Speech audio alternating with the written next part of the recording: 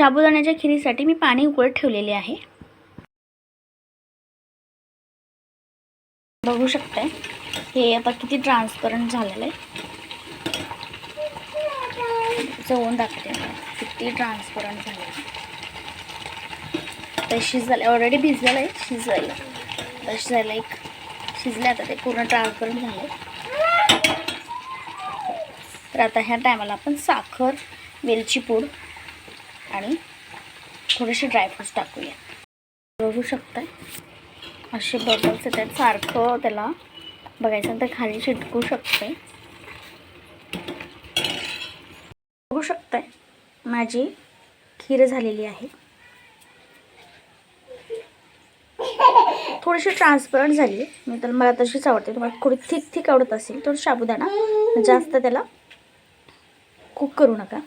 हे असे असते तर लिक्विड फॉर्ममध्ये झाली, थोडी साबुदाणा राहिले थोडं लिक्विड फॉर्ममध्ये झाली। तुम्ही थोडी थिक ठेवू शकताय,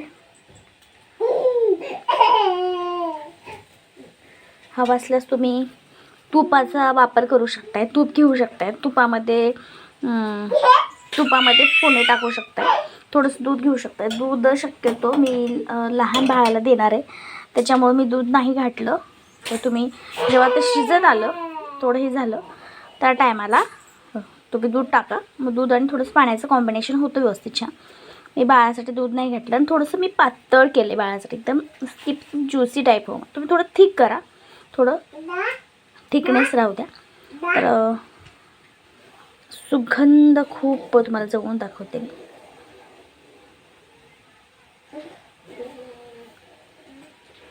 सुगंध अप्रतिम येतोय, थोडेसे शाबू आहेत मध्ये थोडेसे, तर सुगंध खूपच छान यायला लागले, खूपच छान मला।